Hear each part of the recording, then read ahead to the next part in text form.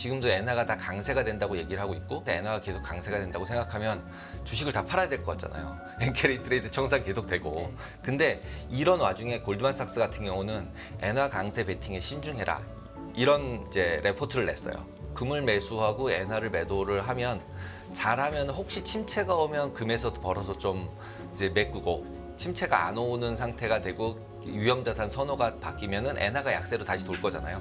그러면 엔화에서 또 수익이 좀 나고 그렇기 때문에 지금은 이 두 개의 관계를 가지고 어느 정도의 매매 전략을 하면 나쁘지 않지 않을까라는 생각이 좀 들었었습니다. 네.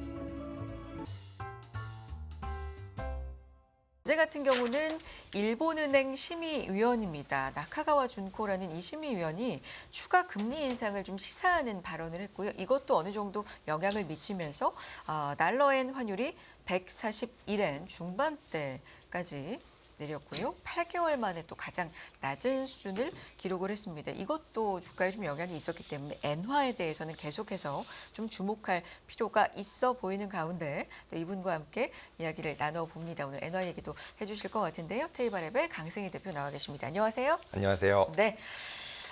엔화, 금, 안전자산을 사야 하나가 오늘의 주제군요. 네, 어저께 그 CPI 나오기 전에 그리고 네. 엔비디아가 또 급등하기 전에 만든 자료여서 네. 엔비디아보다 엔화랑 금 쪽이 더 그리고 이제 어제 이제 오후 같은 경우만 해도 이제 140엔을 이제 밑으로 내려갈 그러게요. 기세였거든요. 네, 네. 네. 그래서 이제 그쪽 부분에 대해서 그리고 이제 뉴스도 이제 조금 말씀하신 것처럼 나카가와 BOJ 뭐 보드 멤버라고 영어로는 써 있는데 또 이제 뭐 심의위원이라고 하더라고요. 뭐 이렇게 네네. 써 있더라고. 그래서 이제는 총재님도 아니고 그러게요. 이런 발언까지. 네, 이런 뭐 발언까지 봐야 되는 상황이다라고 생각이 듭니다. 얼마만큼 엔화에 대해서 좀 민감도가 높아졌는지. 알수 높아져 있는 부분이에요. 상황이라는 건 네. 확실하게 느낄 수 있는 거죠. 네. 어떤 얘기를 구체적으로 한 겁니까? 그러니까 일단은 네. 금융 완화 정도를 조절할 수 있다. 근데 그 디테일을 보면은 이제 그러니까 환율이 인플레이션에 영향을 미치는 게 되게 커졌다.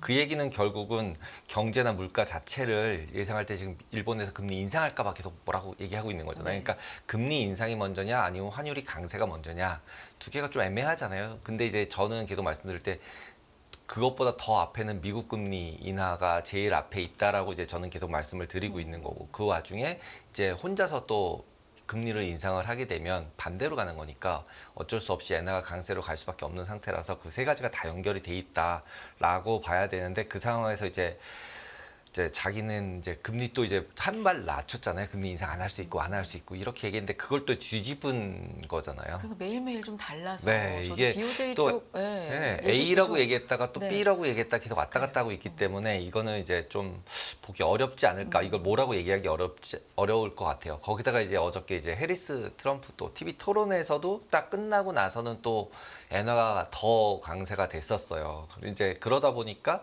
결국은 이제 점점 더 이제 엔화 강세되면 또 엔캐리 트레이드 청산 나오고 엔캐리 트레이드 청산 나오면은 주가는 또 빠지고 뭐 이렇게 되다 보니까 이제 이 차트에서 보시다시피 네. 이제 트럼프 얘기 나오고 그러면서 엔화가 다시 실제로 강세로 돌면서 이제 140엔 근처까지 140.66 뭐 이런 레벨까지 계속 빠지다 보니까 내려가는 그림 보시면은 밑에 쪽에 있는 건 토픽스예요. 니케이가 아니라 토픽스 일본 주가 지수랑 결국 엔화 강세되는 거랑 뭐 똑같이 가고 있어요. 그냥 엔화 강세되면 일본 주가 빠지고 거의 뭐 그대로 올라가면 네. 뭐 같이 올라가고 네. 그다음에 실제로 이 부분 움직인 것 같은 경우는 어제 같은 경우는 이제 엔비디아 얘기가 키라고 볼 수밖에 없는 게 CPI가 발표가 되고 나서도 실제로는 빠졌었거든요.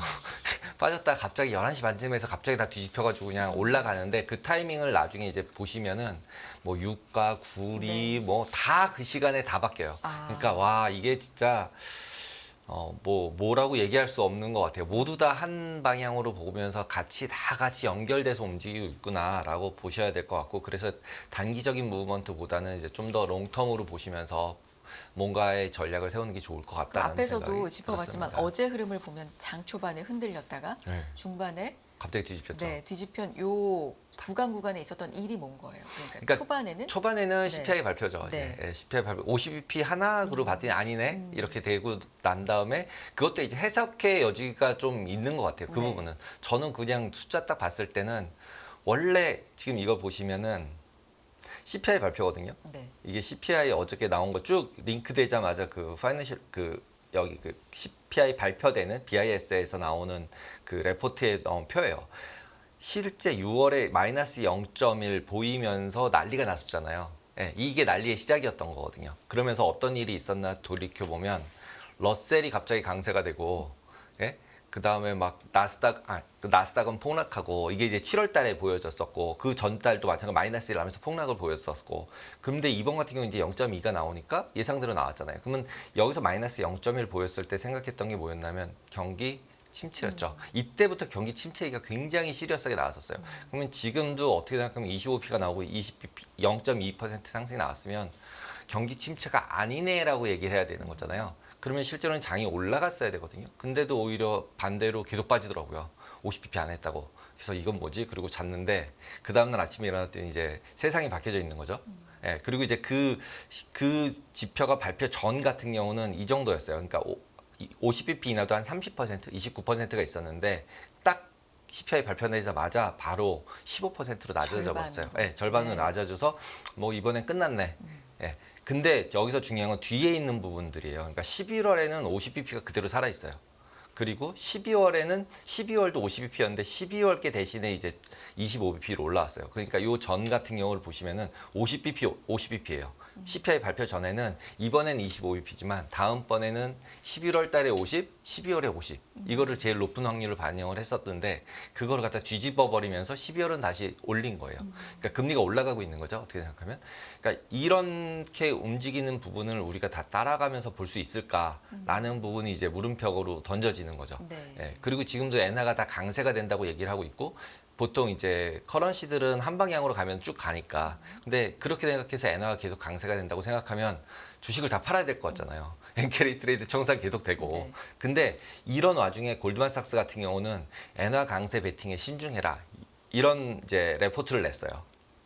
그 이유가 뭐냐면 엔화가 강세가 되려면 결국은 그러니까 미국하고 그다음에 일본하고의 금리 차 제일 중요하고 그다음에 위험자산 선호 심리가 좋아져야 된다라는 부분. 그러니까 어제도 마찬가지로 위험자산 선호도가 높아지니까 엔비디아가 올라가니까 엔화가 약세로 가고 엔화가 약세로 가면서 네, 주가는 다 올라가고 뭐 엔캐리 트레이드도 갑자기 또 없어지고 그러면서 또 유가나 구리값도 그 타이밍에 다 올라가고 그러니까 이게 다 연결돼 있어서 위험자산 선호 쪽과도 연결이 돼 있다라고 보셔야 되고요.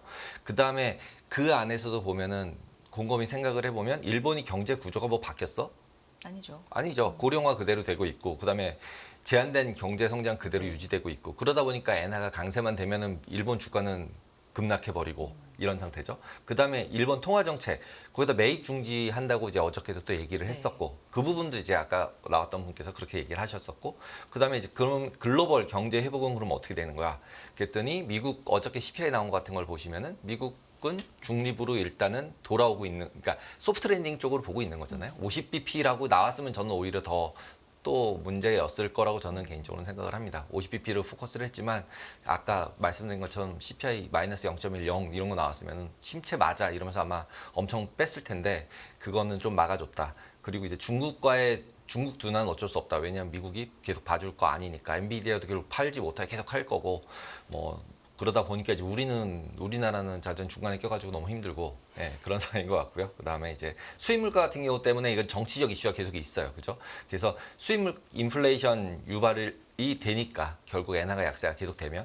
그래서 결국은 엔화 강세가 되고 그다음에 또 그게 오히려 또 거꾸로 가게 되면 기업들은 나쁘니까 주가 빠지고 그래서 제가 이제 강세 약세를 순서대로 써봤어요. 그냥 네. 지금 말씀드린 쭉 리스트로. 그럼 엔화가 계속 강세가 돼야 돼? 아니면 엔화가 아니면 여기서 이제 그만 가고 이 정도에서 마치거나 아니면 엔캐리가 다시 시작이 되나?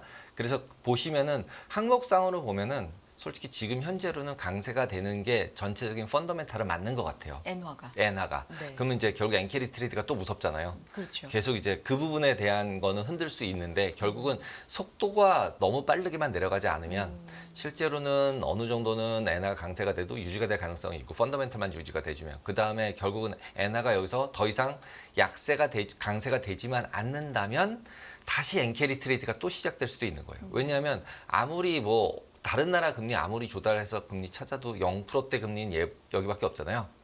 여기서 뭐 25bp 올린다고 해도 일본 같은 경우 15bp씩 올리는데 25도 아니고 아무리 올려도 봤자 1% 되려면 되게 아직도 시간은 멀었다. 이제 또 네. 그러니까 멀다는 표현보다는 좀 여유가 있다. 여유가 좀 네. 따는 데 아. 대비 여유가 있다. 그리고 이 네. 차트 보시면은 네. 이게 뭐냐면 일본 이 핑크색이 일본 10년짜리 금리예요. 네. 그래서 많이 오르긴 올랐죠. 0% 마이너스하고 0%대에서 지금 이제 거의 0.85니까 그렇다고 해서 아직 1%도 안 됐어요. 예.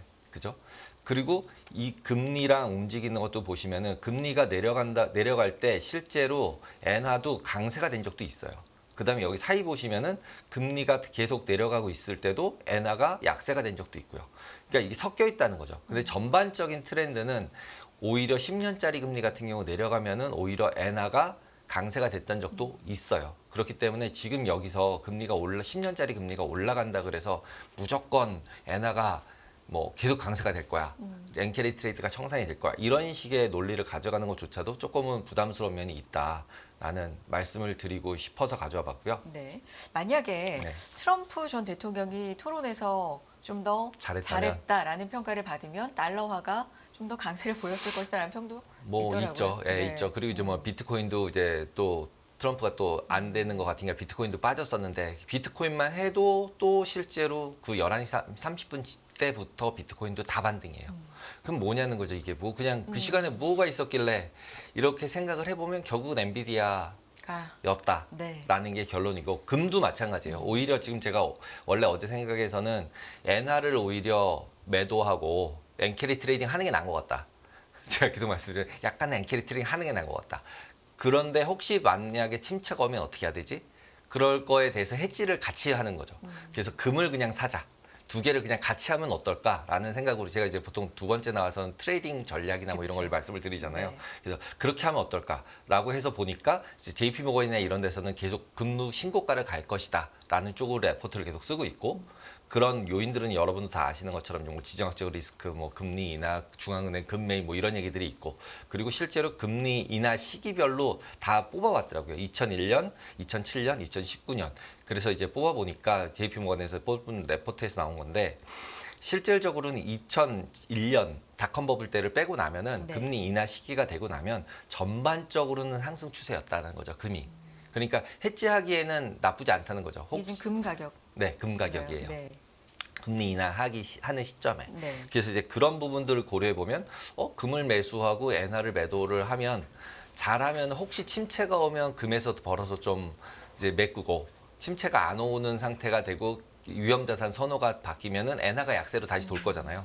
그러면 엔화에서 또 수익이 좀 나고 이렇게 되지 않을까라는 생각으로 가져봤고 그리고 중앙은행 같은 경우도 의외로 중앙은행이 금을 보유하고 있는 비중도 의외로 또 미국이 엄청 많으시더라고요. 금도 많이 가지고 계시더라고요. 그래서 미국은 진짜 대책이 없다라는 생각이 조금 들었었고 그다음에 이제 금 같은 경우도 ETF를 중앙은행들이 이제 실제로 인출해 가고 있다는 뉴스들이 계속 있었어요. 그랬는데도 불구하고 소비자들, 그러니까 네. 우리 리테일들이 금 ETF를 사니까 금값을 또 유지하고 있다. 이 두 가지들을 계속 얘기하면서 금값에 대해서는 하방은 좀 경직성이 있다. 이런 식을 얘기를 했었어요. 그리고 제가 이제 매번 보여드리는 이제 그 COT 레포트라고 이제 선물, 미결제 약정, 엔화도 이게 청산이 다 되는 게 보였었잖아요. 그렇죠. 예. 그 다음에 실제로 제가 이제 주가 지수도 보고 있고 이게 금도 나오거든요. 그래서 금을 찾아봤더니 이제 약간 이제 참여자가 좀 달라요. 수합 딜러가 뭐냐면 이게 시장 조성자예요. 네. 예. 시장 조성자는 계속 매도해요. 그 얘기 뭐냐면 나머지 사람은 다 사는 사람밖에 없어. 금 사는 사람밖에 없구나. 네. 야 대단하다. 금은 다 사는구나 에브리원. 예, 그래서 이게 뒤집히면 이건 또 어떡하지? 뭐 이런 생각도 약간 들지만 시장에서의 컨센서스는 지금은 다 금 매수 쪽으로 근데 포커스가 되고 사실 있다. 금 가격이 지금 뭐 낮은 레벨이라고 결코 말할 수가 없기 거의 때문에 신고가인데 뭐. 신고가 수준이기 네, 때문에 2,500이기 때문에. 근데 여기서 뭐 추천을 하거나 산다 이 레포트들에서 네. 그런 게 아니라 해지 수준으로 저는 얘기를 해지 하는 걸까요? 수준이라고 얘기를 한 거고 이 JP 레포트에서는 네. 자산 배분상에서는 자산 배분. 침체 왔을 때 그럼 현금 가지고 있는 게 맞냐, 금 가지고 있는 게 맞냐라고 했을 때 레포트들에서는 대부분은 금을 가지고 있어라. 왜냐하면 장기적인 추세상은 맞다. 이게 이제 논리고 조금 아까 보여드린 것처럼 중앙은행이 계속 매수하고 있고 리테일도 또 사고 있고 근거들은 네, 그런 근거들은 거고요. 네. 그런 것들로 매수를 해라라는 걸로 얘기를 하고 있어요. 그러니까 침체를 대비한 일종의 배분의 네, 네. 현금보다는 금 뭐 이런 네, 뭐 그런 거죠. 인식이 네. 네. 거기다 이제 엔화 자체도 실제로 안전자산 쪽으로 속하고 있잖아요. 네. 그래서 금도 안전자산이고 둘 다 안전자산이잖아요. 근데 제가 엔화는 팔고 금은 사라 그랬으니까 둘 다 안전자산인데 하나는 사고 하나는 판 거잖아요. 네. 예. 그래서 두 개를 보시면은 지금 노란색이 상관관계인데 상관관계가 실질적으로 높아요. 엔화랑 선물이랑 그러니까 파지티브예요.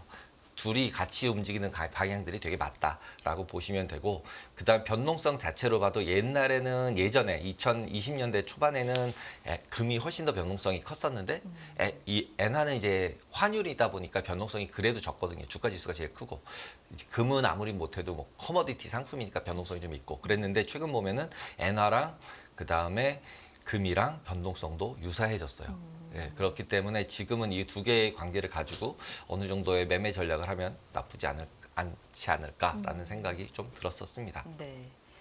금 관련된 얘기를 오늘 좀 해주셨는데 금 관련된 얘기 여기서 마무리할까요? 네, 뭐, 네. 네. 그리고 이제 뭐 엔화랑 금이랑 두 개 같이 추리를 해서 그림을 한번 좋아요. 보시면은 네. 지금 이제 그 보라색 선이 엔화예요. 그러니까 엔화는 엄청나게 이제 가파르게 네. 이제 강세가 된 거죠. 그러는 중에 금도 계속 상승을 했고, 그러니까 이 얘기는 조금 아까 말씀드린 거랑 딱 매치가 네. 되죠. 안전자산 선호로 돈 거죠 지금.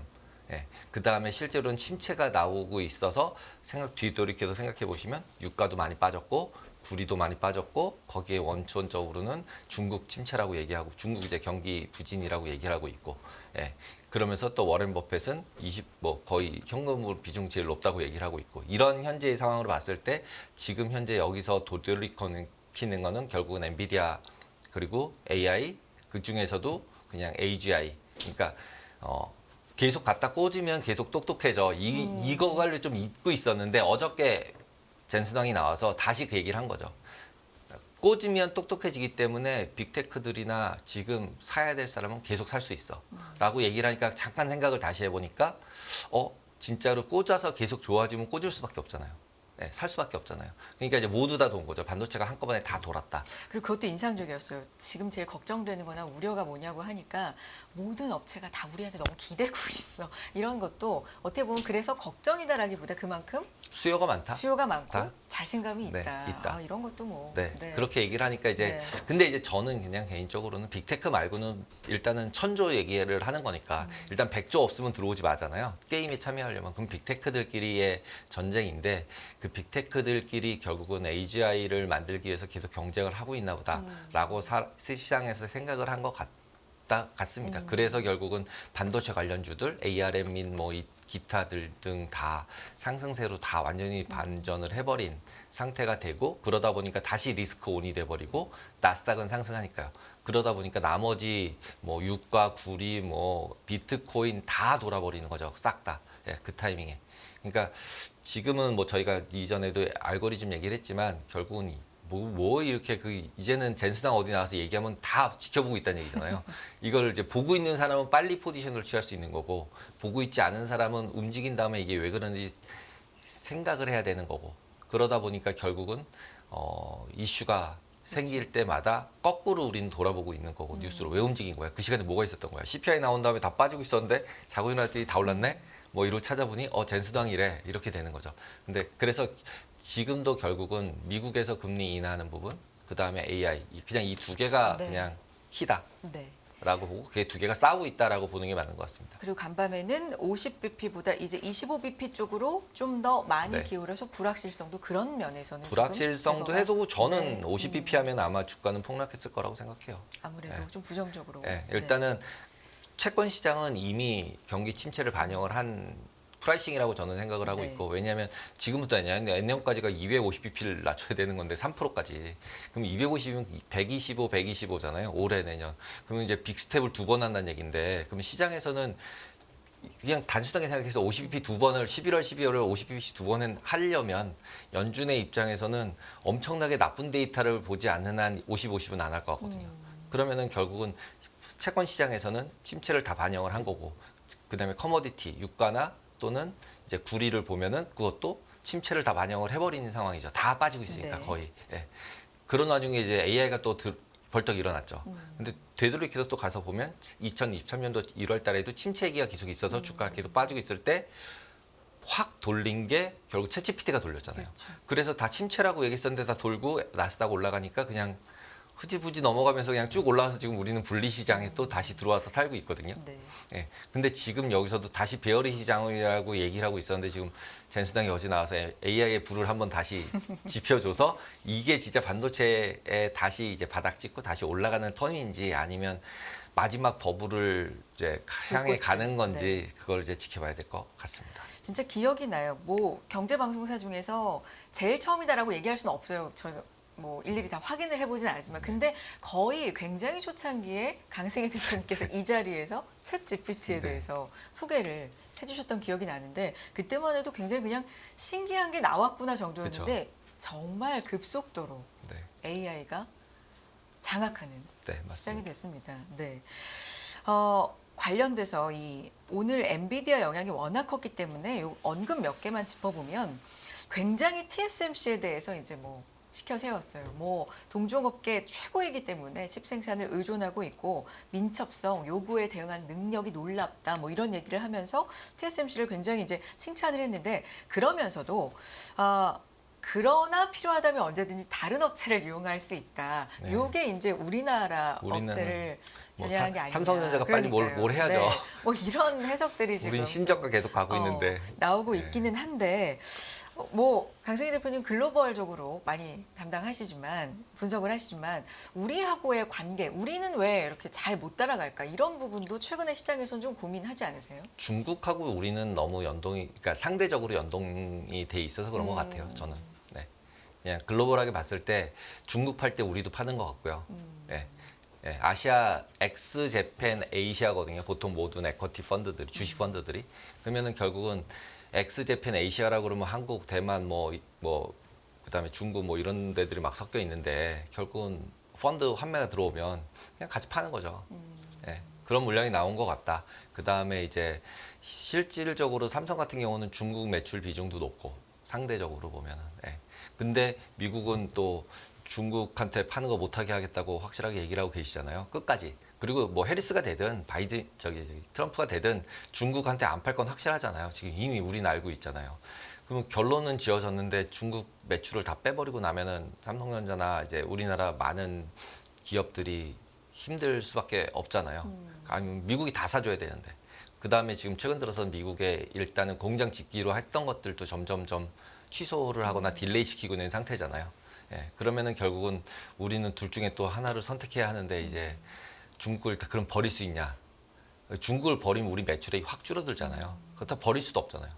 뭐 아무리 중국 상황. 비중이 줄고 미국이 네. 는다고 하지만 그래도 절대적으로 그냥 글로벌리 G2잖아요. 네. 예, G2인데 중국을 버리면 내 거 반까지는 아니어도 30%라도 줄여야 되는 건데, 그러면 이걸 내가 30%만큼을 미국에서 가져올 수 있냐라고 생각하면 가져올 수 없죠. 예.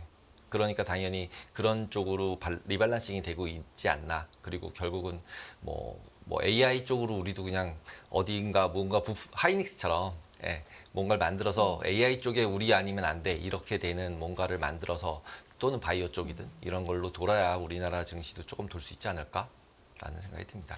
중국 증시 같은 경우는 진짜 어제도 7개월의 최저를 기록을 했고요. 계속해서 경기 쪽의 우려는 뭐 지속되고 별다른 빛이 안 보이는 상황이긴 해요. 네, 그리고 네. 이제 제가 아는 분께서 이번에 네. 오셨는데, 심천에서 HSBC가 하는 컨퍼런스가 있었대요. 네. 그러니까 펀드 레이징 하려고 중국 펀드들 이제 돈 모으려고 투자자들 아무도 없대요.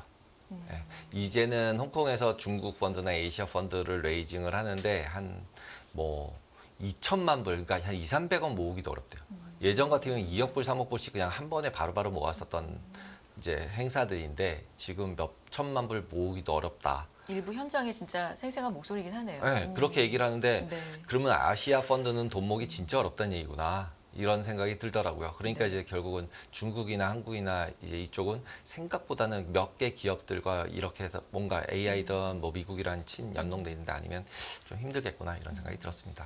알겠습니다. 오늘 엔화, 금, 안전자산 관련된 이야기, 그리고 간밤에 또 엔비디아 영향이 컸기 때문에 그런 이야기들까지 전해주셨어요. 테이블랩의 강승희 대표, 여기서 인사 나누겠습니다. 고맙습니다. 감사합니다.